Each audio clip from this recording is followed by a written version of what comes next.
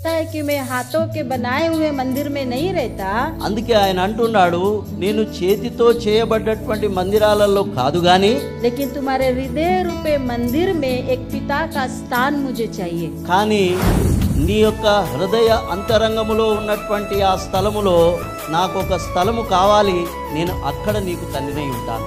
जब हमारे हृदय में हम लोग इस हृदय रूपी मंदिर में उसको ये स्थान देंगे कि ये मेरा पिता है, అయితే అందుకే ప్రియమైన దేవుని బిడ్డలారా, మనము మన యొక్క హృదయం అనేటువంటి మందిరములో ఆయనకు తండ్రి అనేటువంటి ఆ స్థలాన్ని గనుక మనం ఇచ్చినట్లయితే, तब हम लोग देखेंगे कि परमेश्वर का जो पवित्र गुण है हमारे जीवन में वो कैसे काम करता है। అప్పుడు తండ్రి అయిన దేవుడు మనలో నివాసమై కొలువై ఉన్నప్పుడు, అప్పుడు మన జీవితంలో మనము చూడగలుగుతాము మనము ఏ విధంగా మనలో అనేక మార్పులు జరిగి ఉంటాయి। कैसे हमारा लालन पालन करता है, ఆయన ఏ విధంగా మనల్ని లాలిస్తాడు, పాలిస్తాడు, वो कैसे हमारा पोषण करता है, ఆయన ఏ విధంగా మనల్ని పోషిస్తాడు, वो कैसे हमारी रक्षा करता है, ఆయన ఏ విధంగా మనల్ని రక్షిస్తాడు, वो कैसे अपने खांधों पर हमको उठाए ले चलता है। ఆయన ఏ విధంగా మనల్ని తన భుజముల మీద మోసుకొని పోతాడు। जब हम बहुत निर्बल हो जाते हैं, మనం ఎప్పుడైతే నిర్బలులమై పడిపోతామో, तब हम लोग मनुष्य का सहारा ढूंढते हैं, అప్పుడు మనం అనేక